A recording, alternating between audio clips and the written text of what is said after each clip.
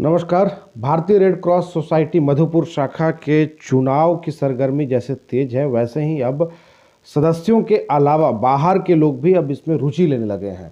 कुछ ऐसे लोग भी अब सामने आने लगे हैं जो कि इसकी सदस्यता ले चुके हैं, लेकिन जो वोटर लिस्ट जारी किया गया है सोसाइटी के द्वारा, उसमें उनका नाम अंकित नहीं है।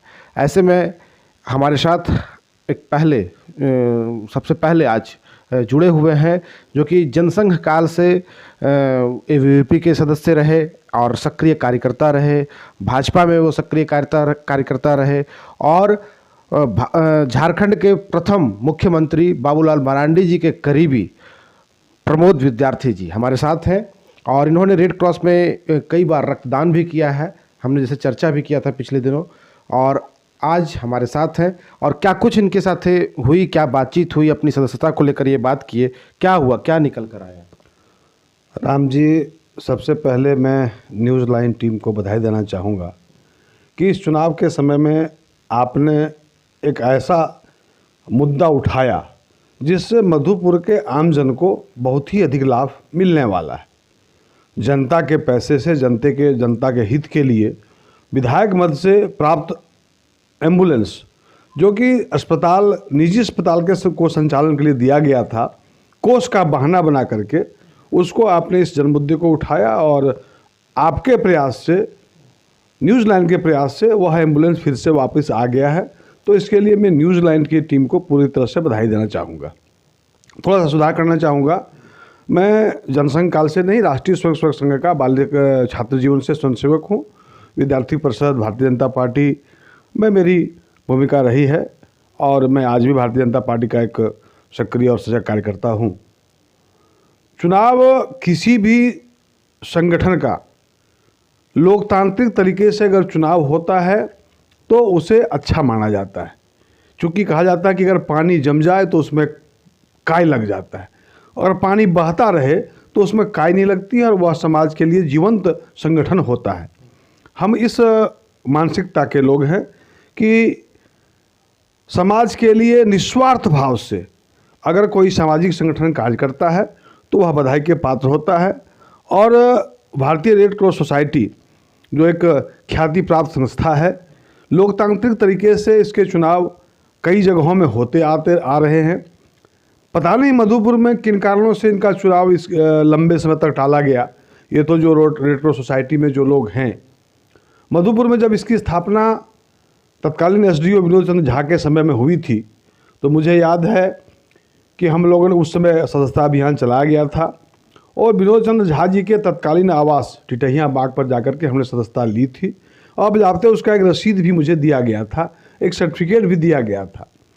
और आदरणीय मोती भैया के संयोजकत्व में बीएन झा के टाइम के साथ में हम लोगों ने एक blood donation camp, group checking camp चलाया था और 156 लोगों की प्रथम दिन में 156 लोगों का टेस्ट हम लोगों ने कराया था।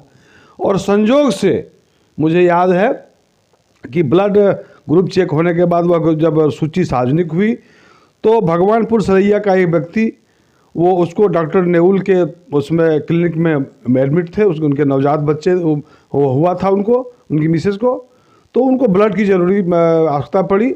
तो खोजते खोजते मोती भैया के पास गए। मोती भैया ने सूची निकाला तो मेरा ग्रुप ओ पॉजिटिव है और कई लोगों का था। तो मोती भैया ने कहा कि प्रमोद जी, फ़ोन किया कि प्रमोद जी ऐसे ऐसे है। बिल्कुल, मेरे लिए सौभाग्य की बात है। तो मैंने मजाक में कहा था कि भैया देखो, मैं संघ का आदमी हूँ और बच्चा तुम्हारा भारत माता की जय बोलेगा। तो हंसते हंसते और मैं उसने ब्लड मेरा लिया और मैंने दान दिया था। पिछले बार जब चुनाव हो रहा था और रेड क्रॉस सोसाइटी में मैं सक्रिय रूप से लंबे समय तक काम किया, लेकिन बाद में जब रेड क्रॉस सोसाइटी मेरे बगल में, मेरे आवास के बगल में जब इसका मतलब संस्था का ऑफिस खुला, तो कई बैठकों में तत्कालीन जो कमेटी रही उसके लोगों ने मुझे बुलाया करते थे। मैं जाता भी था, अपनी भागीदारी भी निभाता था, लेकिन थोड़ा मुझे कड़वा बोलने का आदत है, सच बोलने का आदत है। तो मेरे सच से परेशान होकर के कमेटी के कुछ लोगों ने, जो कि मेरा वॉकिंग डिस्टेंस पर, घर से निकलूँगा तो रेड क्रॉस सोसाइटी ही है, और मुझे बैठकों में बुलाना और सूचना देना बंद कर दिया। तो अपना भी कुछ काम है तो मैंने भी धीरे धीरे रुचि लेना छोड़ दिया। लेकिन अगर आप सही मायने में, मैं एसडीओ साहब से अनुरोध करना चाहूँगा आपके माध्यम से, हमारे एक युवा अधिवक्ता ने कल ही शायद एक मामला उठाया है, भवेश भूषण प्रिंसू ने, कि जब आम चुनाव, लोकतंत्र में जब चुनाव होते हैं तो उसका मतदाता पुनरीक्षण होता है और उसका प्रकाशन होता है, और तब वोटिंग का बजाते, इसके लिए एक जागरूकता अभियान सरकार बड़े पैमाने पर चलाती है। तो भैया यह छोटे पैमाने का चुनाव है, छोटे स्तर का चुनाव है, शहरी स्तर का चुनाव है, तो कम से कम शहर भर में तो इसका अभियान चलना चाहिए था।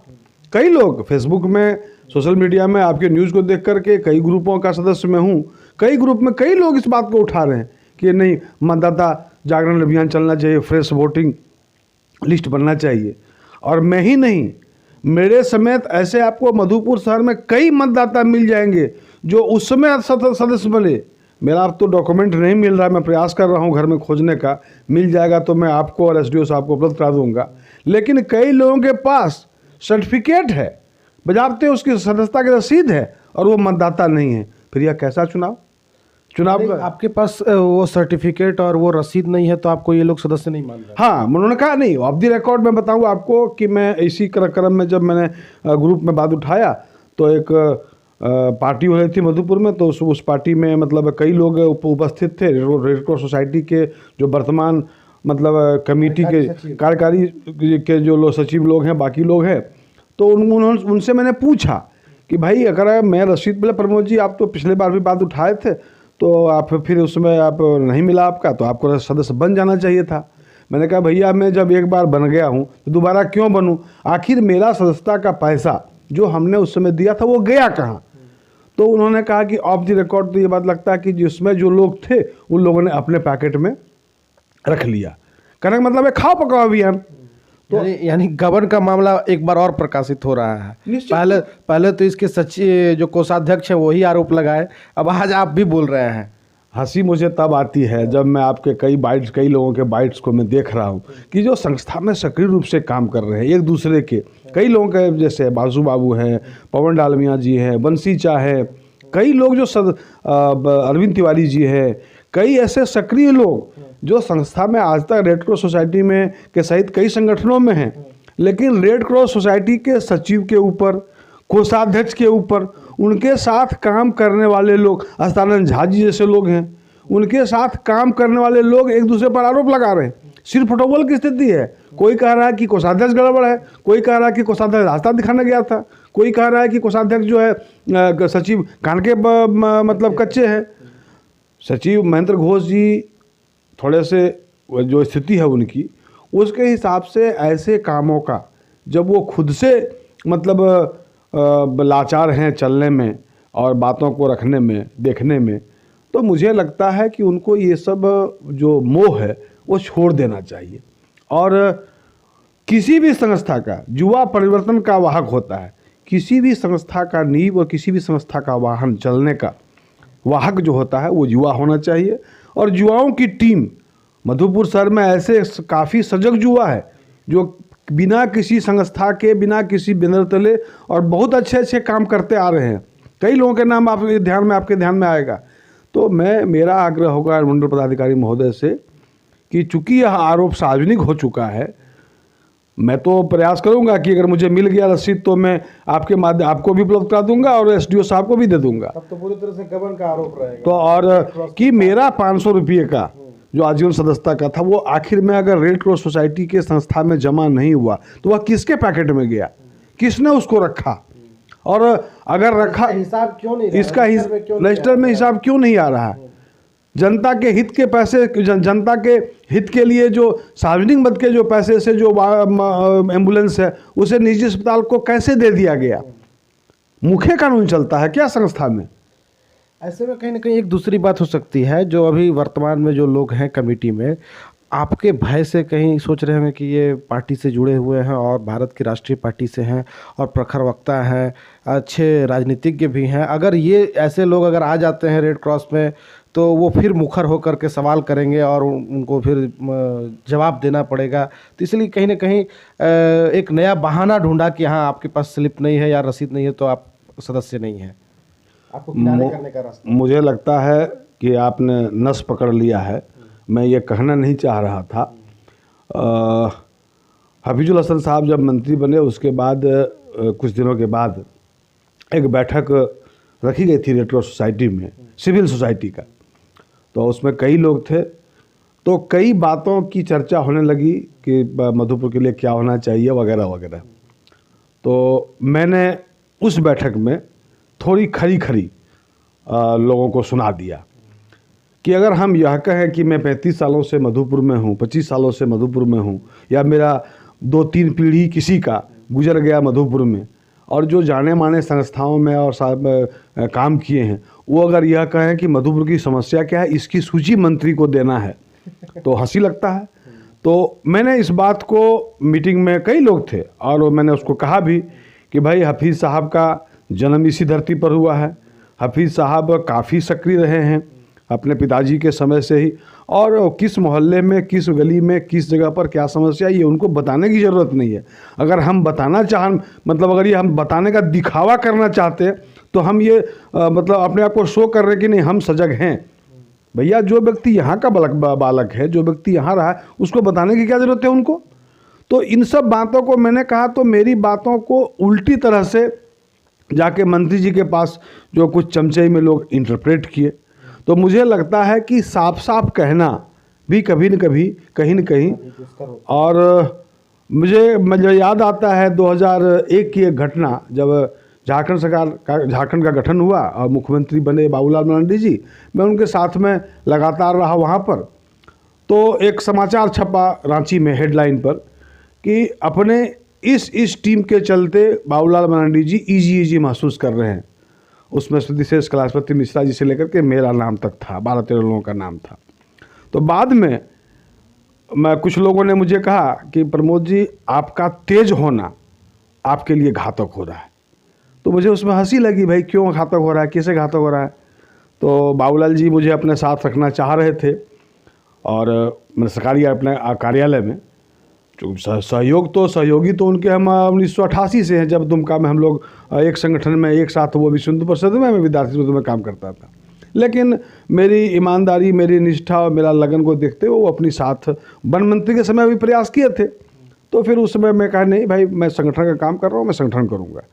तो कई अच्छे मित्रों ने मुझे कहा, और मैं सफर अगर हूँ, अगर आप कह सकते हैं कि राजनीतिक रूप से मैं भारतीय जनता युवा मोर्चा का प्रदेश का मंत्री रहा, प्रदेश का उपाध्यक्ष रहा। मेरे साथ काम किए हुए 2 व्यक्ति जो मेरे टीम में, जिनके टीम में मैं रहा और मेरे सहयोग में एक साथ हम लोग काम किए, वीरेंद्र नारायण और अनंत ओझा, आज दोनों के दोनों विधायक हैं। हमारे साथ काम किए कई लोग केंद्रीय कार्यालय में हैं और कई राज्यों के अच्छे पदों पर हैं। भारत सरकार के कई आयोग में हैं। मनोज सिंह जी हमारे साथ खादी ग्राम उद्योग आयोग में हैं। कई ऐसे मित्र हैं, वो लंबी सूची है, उस पर मैं नहीं जाना चाहूँगा मैं अपने बारे में। लेकिन रेड क्रॉस सोसाइटी से अगर हमारे सरीखे लोगों को किनारा करने का प्रयास किया जा रहा है, मुझे कोई बंसी चाने ठीक कहा कि मैं एक सक्रिय सदस्य के रूप में काम करूँगा, मैं कोई पद नहीं लूँगा। और मैं भी उसी मानसिकता का आदमी हूँ कि मेरा मानना है कि व्यक्ति का पद नहीं, व्यक्ति का कद बड़ा होता है। कद इतना ऊंचा रखो कि कोई भी पद उसके पास बोना लगे। तो मेरे कद से को देखते हुए भी हो सकता है कि लोग रेड क्रॉस सोसाइटी के लोग चाहते होंगे कि नहीं भाई ऐसा आदमी साइड ही रहे तो बेहतर है। तो कई बातें निकल कर आई हैं, और ये तो अभी पहले व्यक्ति हैं प्रमोद विद्यार्थी जी, ऐसे कई लोग हैं जिनकी नाम वोटर लिस्ट में नहीं है। मैं धीरे धीरे उन सबों को भी आपके सामने लाऊंगा, और इनसे बातचीत के क्रम में कई बातें निकल के भी आई। तो इन सबों का जवाब तो जो कमेटी, वर्तमान कार्यकारी कमेटी है, उसको देना है, और जो नई कमेटी चुनकर आएगी वो तो फिर हिसाब मांगेगी। फिलहाल जी मैं एक बात और टोकना चाहूँगा बीच में राम जी आपको, कि मैं सिर्फ सदस्यता की बात और एक कार्यक्रम की बात मैं नहीं बताया आपको। अगर आप उस समय के अखबार की कतरन को निकालेंगे, या रेड क्रॉस सोसाइटी के अगर उस समय विनोद चंद्र झा जी के समय से लेकर के 2-4-5 साल तक का अगर किसी भी कार्यक्रम की सूची निकालेंगे, उपस्थिति निकालेंगे, तो उसकी मैं भागीदारी मेरी आपको सक्रिय रूप से दिखेगी। अखबारों में भी मिल सकती है, कार्यक्रम में जो उसमें लोग काम किए हैं उनसे भी आप जान सकते हैं कि मैं कई बार खुद से, मुझे याद है कि मैं रेड क्रॉस सोसाइटी के उस पहला ब्लड डोनेशन जो ब्लड चेकिंग कैंप जो चला था, 156 लोगों की सूची बनी थी। 7 लोगों को पकड़ करके 2-3 सालों में 7 लोगों को, मुझे याद है कि 7 लोगों का ब्लड मैंने खुद से, मेरे सहित 7 लोगों का ब्लड डोनेशन में करवाया। तो कह सकते हैं कि जो व्यक्ति सक्रिय रूप से रहा हो और उसके बाद ये कहना कि आपका सदस्यता सूची में नाम नहीं है, नाम में नहीं मिल रहा है, तो ये अपने आप में सवाल उठता है।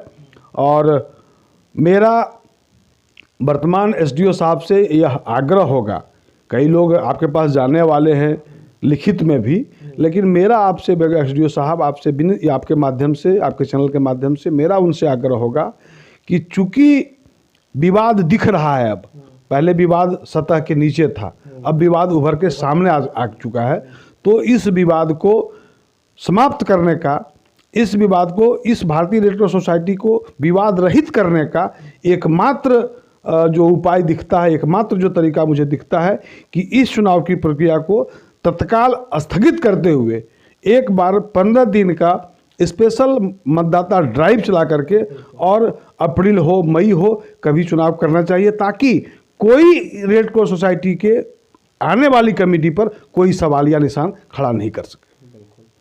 तो बिल्कुल सही इन्होंने अपनी मांग रखी है और इस मांग पर अनुमंडल पदाधिकारी को ध्यान देनी चाहिए।